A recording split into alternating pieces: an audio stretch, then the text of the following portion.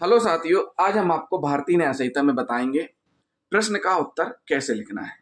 सबसे पहले आपको प्रश्न पढ़ना है। जैसे प्रश्न है, अपराध क्या है? परिभाषा देते हुए इसके आवश्यक तत्वों का वर्णन कीजिए। या प्रश्न इतना होता है कि अपराध का आशय और आवश्यक तत्व। या प्रश्न इतना होता है कि अपराध क्या है, इसके आवश्यक तत्व का वर्णन कीजिए। तो आपको सबसे पहले अपराध का आशय लिखना है। अपराध का जब आशय लिखेंगे तो उसमें प्रारंभिक धारणाएं वर्तमान में क्या है ये भी लिखना है, और प्लस दो परिभाषाएं भी लिखनी है लेखक के अनुसार। उसके बाद इसका रिजल्ट यानी निष्कर्ष भी लिखना है। अपराध का आशय आता हम कह सकते हैं कि अपराध क्या है, वो हम आपको अभी बताएंगे।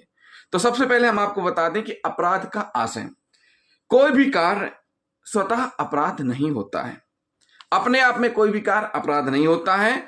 कुछ ऐसे तत्व या घटक जो किसी कार्य को अपराध बना देते हैं।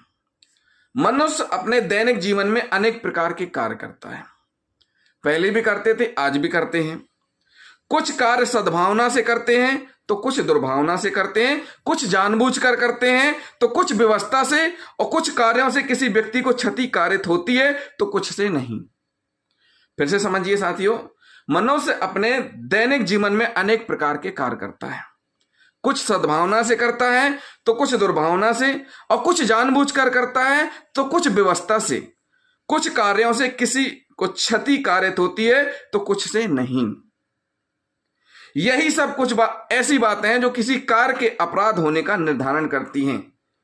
क्या करती हैं? अपराध होने का निर्धारण करती हैं। प्राचीन समय में अपराध और अपकृत्य में कोई विभेद नहीं माना जाता था। दोनों को ही अपकार माना जाता था, यानी रॉन्ग माना जाता था। प्राचीन समय में देखा जाए तो मनुष्य सामाजिक बंधन की अपेक्षा पारिवारिक बंधन में अधिक मजबूत था। प्राचीन समय में मनुष्य सामाजिक बंधन की अपेक्षा पारिवारिक बंधन में अधिक मजबूत था। जब भी किसी व्यक्ति के द्वारा किसी व्यक्ति के साथ घटना की जाती थी या मारपीट की जाती थी, अपराध किया जाता था, तो उस समय पीड़ित के द्वारा और उसके सगे संबंधियों के द्वारा बदला लेने की प्रथा थी। मतलब यह हुआ कि स्वयं की शक्ति और बल के प्रयोग द्वारा बदला ले सकते थे। उस समय कानून का कोई भी ऐसा उपचार नहीं था। उस समय कानून ऐसा लागू नहीं था जिससे उनको न्याय मिले। उस समय यही था कि बदला ले लो, यानी कि आप शक्तिशाली हैं तो बदला ले सकते हैं। धीरे धीरे विकास हुआ मनुष्य का, सामाजिक स्तर का परिस्थितियां बदली, अपराध के नए नए तरीके आए। तो ऐसे में फिर पंच प्रथा चालू हुई। कोई भी घटना होती थी, पंचों के सामने लेकर के जाया जाता था। फिर वहां पर कंपनसेशन तय किया जाने लगा, यानी कि पीड़ित की सामाजिक पृष्ठभूमि के आधार पर क्षतिपूर्ति के लिए दोषी ठहराया जाता था। किसको? जिसके द्वारा अपराध किया गया है। उसके बाद राजाओं की प्रथा आई। राजाओं ने अपने अपने नए कानून बनाए, उन नियमों के अनुसार दंडित किया जाने लगा। फिर धीरे धीरे धीरे धीरे क्या हुआ? विकास हुआ, और यानी वर्तमान समय में सामाजिक प्रगति तथा सभ्यता के विकास के साथ साथ समाज की अपराधों के प्रति धारणा भी बदली। अपराधियों से निपटने के लिए स्व सहायता की बजाय शासन यानी राज्य ने अपनी शक्ति का प्रयोग करना प्रारंभ कर दिया। राज्य के विकास के साथ साथ अपराधियों को दंडित करने का दायित्व स्वयं जो शासक हैं उनके द्वारा लिया जाने लगा, तथा धीरे धीरे और विकास हुआ। फिर अपराधियों को पकड़ने के लिए तथा अपराधों का पता लगाने के लिए पुलिस व्यवस्था का सूत्रपात किया गया, यानी पुलिस की स्थापना की गई। परिणामतः अब अपराध को पीड़ित व्यक्ति मात्र के विरुद्ध अपराध न मानकर राज्य के विरुद्ध किया गया अपकार माना जाने लगा। और यही व्यवस्था वर्तमान में विश्व के सभी देशों में अपनाई गई है। क्या की गई है? विश्व के सभी देशों में अपनाई गई है। साथियों, अपराध का अर्थ क्या है? अपराध का अर्थ है विधि के उल्लंघन, विधि का उल्लंघन, जो विधि बनी हुई है, कानून है, उसका उल्लंघन करना, यानी कि कानून द्वारा निषिद्ध यानी विधि द्वारा निषिद्ध कार्य करना जो दंडनीय है, विधि में अपराध है। विधि द्वारा वर्जित कोई कार्य करना, और साथ ही साथ एक ऐसा कार्य करना जो समाज की नैतिक मान्यताओं के प्रतिकूल भी हो, तो वह अपराध माना जाएगा। साथियों, विधि द्वारा दंडनीय कोई भी कार्य करना अपराध है। उदाहरण के लिए हत्या, चोरी, डकैती, बलात्कार आदि अपराध हैं, क्योंकि ये न केवल विधि के अंतर्गत दंडनीय बल्कि समाज विरोधी कृत्य भी हैं। इसके ठीक विपरीत कन्वर्सन, मानसिक आघात आदि समाज के हित में ना होते हुए भी अपराध नहीं है, बल्कि केवल अपकृत्य हैं। क्या है? केवल अपकृत्य हैं, क्योंकि इनके लिए दंड का प्रावधान न होकर अपकृत्य विधि में क्षतिपूर्ति की व्यवस्था की गई है। किसकी व्यवस्था की गई है? यानी अपकृत्य के अंतर्गत क्षतिपूर्ति की व्यवस्था का प्रावधान है। लेकिन प्राचीन समय में अपराध और अपकृत्य दोनों एक माने जाते थे। इस संबंध में प्रोफेसर ऑस्टिन का क्या कहना है? प्रोफेसर ऑस्टिन का कहना है कि अपराध वे अवैधानिक कार्य हैं जिनके साबित हो जाने पर न्यायालय अपराधियों को दंड देता है, और ऐसे दंड में कमी करने का एकमात्र अधिकार राज्य को होता है।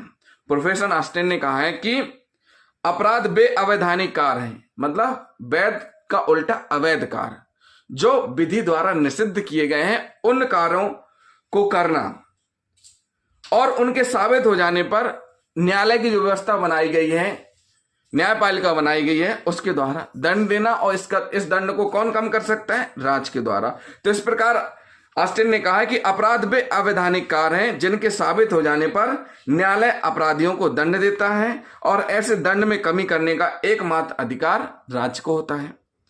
प्रोफेसर डोनाल्ड ट्रंप ने क्या कहा है कि अपराध एक ऐसा कृत्य है जिसका किया जाना दंड विधि के अंतर्गत निषिद्ध है तथा जो किए जाने पर दंडनीय है। तो साथियों, प्रोफेसर ऑस्टिन और डोनाल्ड ने इस प्रकार कहा, तो अतः हम कह सकते हैं, हम क्या कह सकते हैं कि अपराध के लिए कम से कम दो तत्वों का विद्यमान होना आवश्यक है। पहला क्या है? किसी व्यक्ति द्वारा किया जाना कोई कार्य, और ये जो कार्य है ये दुराशय और दुर्भावना से किया गया हो, और ये जो कार्य है ये विधि द्वारा निषिद्ध किया गया हो, वो अपराध कहलाता है।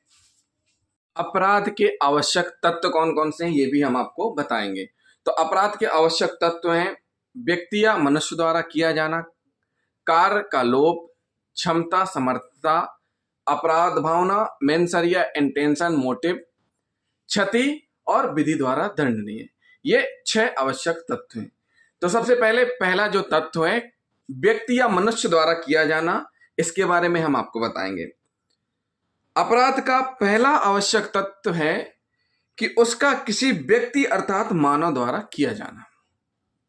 किसी व्यक्ति, चाहे वो महिला हो चाहे पुरुष हो, किसी मानव द्वारा किया जाना चाहिए। पशुओं द्वारा किया गया कृत्य अपराध की भाषा में नहीं आता है। पशुओं द्वारा किया गया अपराध की परिभाषा में नहीं आता है, यानी कि जो पशु कृत्य करते हैं उसको अपराध में शामिल नहीं किया जाता है। प्राचीन काल में कुछ देशों में अपराध के लिए पशुओं को दंड देने की परंपरा थी। जैसे मान लीजिए एक घोड़े द्वारा किसी व्यक्ति को लात मार दिए जाने के कारण उसे गोली मार दिया गया था, लेकिन भारत में ऐसी कोई व्यवस्था नहीं थी और ना है। प्राचीन काल में कुछ देशों में थी, लेकिन भारत में ऐसी व्यवस्था नहीं है। तो सबसे पहला तत्व क्या हो गया कि यह जो कार्य है किसके द्वारा किया जाना चाहिए? किसी व्यक्ति द्वारा किया जाना चाहिए। इस प्रकार अपराध का पहला तत्व उसे करने वाले ऐसे व्यक्ति अथवा मानव का होना है जो कि कोई कार्य करने के लिए विधिक दायित्व के अधीन हो। उसका विधिक दायित्व है उसके अधीन हो, या उसमें अपराध कार्य करने की सामर्थ्य अथवा क्षमता हो। क्या हो? कार्य करने की सामर्थ्य और अथवा क्षमता हो। तो हमने आपको पहला क्या बताया कि व्यक्ति या मनुष्य द्वारा किया जाना कार्य अपराध माना गया है। लेकिन एक शब्द और हम आपको बता दें कि यहां यह उल्लेखनीय शब्द है कि व्यक्ति के अंतर्गत कंपनी, संगम अर्थात संघ तथा निगमित अनिगमित व्यक्तियों का निकाय भी सम्मिलित है। किसी कंपनी के खिलाफ भी अपराध कायम किया जा सकता है, संगम अथवा संघ के, और निगमित अथवा अनिगमित व्यक्ति निकाय के खिलाफ भी अपराध कायम किया जा सकता है। निगमित या अनिगमित व्यक्तियों का निकाय, उसके खिलाफ भी अपराध कायम किया जा सकता है। और तथ्य पाए जाने पर या ऐसे कोई विधि द्वारा निषिद्ध कार्य किए जाने पर भी अपराध माना जाएगा अगर कोई कार्य जो किसी कंपनी, संगम अर्थात संघ अथवा निगम अथवा अनिगमित व्यक्तियों के निकाय द्वारा किया जाता है, जो विधि द्वारा निषिद्ध और दंडनीय है, तो भी अपराध माना जाएगा। मूर्ति एक विधिक व्यक्ति है। मूर्ति एक विधिक व्यक्ति है चूंकि वह संपत्ति धारण करने की क्षमता रखती है, लेकिन यह ध्यान देने योग्य है कि ऐसे संगम, संघ, कंपनी या निकाय को कारावास का दंड नहीं दिया जा सकता है। उन पर केवल जुर्माना अधिरोपित किया जा सकता है। क्या किया जा सकता है? उन पर केवल जुर्माना अधिरोपित किया जा सकता है। आर बनाम बर्मिंघम रेलवे कंपनी के मामले में निगम को सार्वजनिक मार्ग की मरम्मत करने के प्रमाण के कारण दोषी ठहराया गया। आर बनाम गेट नॉर्थ ऑफ इंग्लैंड के रेलवे के मामले में रेलवे कंपनी को सार्वजनिक मार्ग से न्यूसेंस पैदा करने के लिए उत्तरदायी ठहराया गया। एमबी जवाली बना महाजन बोरवेल एंड कंपनी के मामले में माननीय सुप्रीम कोर्ट द्वारा यह कहा गया कि कंपनी को केवल अर्थदंड से दंडित किया जा सकता है, कारावास का दंड संबंधित अधिकारियों को दिया जा सकता है। तो साथियों, पहला तत्व क्या हुआ? अपराध का व्यक्ति या मनुष्य द्वारा किया जाना चाहिए। दूसरा तत्व है कार्य का लोप। अपराध के आवश्यक तत्व में दूसरा है कार्य का लोप। अपराध का दूसरा आवश्यक तत्व किसी कार्य या लोप, एक्ट और ओमिशन का होना है, अर्थात अभियुक्त द्वारा किसी कार्य का किया जाना, अभियुक्त द्वारा किसी कार्य का किया जाना या कार्य से विरत रहना। यहां कार्य से अभिप्राय ऐसे कार्य से है जो विधि द्वारा निषेधित है या जिसे किए जाने की विधि अनुज्ञा नहीं देती है, यानी विधि उसकी आज्ञा नहीं देती है कि ऐसा कार्य किया जाना चाहिए। इसे एक्टस रियस कहते हैं। क्या कहते हैं? एक्ट्रियस कहा जाता है, जिसका अर्थ आपराधिक कार्य अर्थात ऐसा कार्य जो विधि द्वारा वर्जित है। इस प्रकार अभियुक्त द्वारा ऐसा कार्य करने का लोप करना जिसे करने के लिए वह विधि द्वारा आबाध्य है। देखिए, कार्य बता दिया, अब लोप का मतलब हम आपको बता देते हैं। इसी प्रकार अभियुक्त द्वारा ऐसा कार्य जिसे वह करने के लिए विधि द्वारा आबाध्य है और वह नहीं करता है, तो भी दंडनीय अपराध। जैसे पुलिस का काम क्या है? संज्ञेय मामले की सूचना प्राप्त होने पर तत्काल एफआईआर रजिस्टर्ड करना, महिला संबंधी अपराधों में तत्काल कार्रवाई करना। तो अगर एफआईआर लिखने से मना करते हैं तो यह भी दंडनीय अपराध माना जाएगा।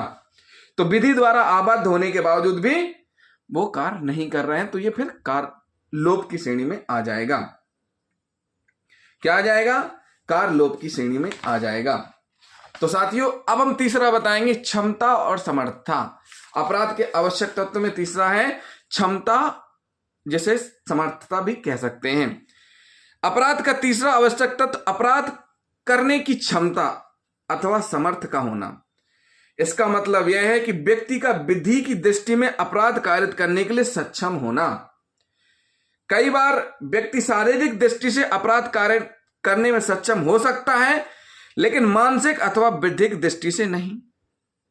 कई बार शारीरिक दृष्टि से अपराध करने में सक्षम हो सकता है, लेकिन मानसिक अथवा विधिक दृष्टि से नहीं होता है। ऐसे व्यक्तियों के कृत्य को अपराध की श्रेणी में नहीं रखा गया। जैसे 7 वर्ष से कम आयु के शिशु द्वारा कारित अपकृत्य, विकृत चित्त व्यक्ति द्वारा किया गया अपकृत्य, सद्भावना पूर्वक किए गए कृत्य, आपराधिक आशय ज्ञान के बिना किए गए विधिपूर्ण कार्य, तथ्य की भूल के अधीन किए गए कार्य को अपराध नहीं माना गया है।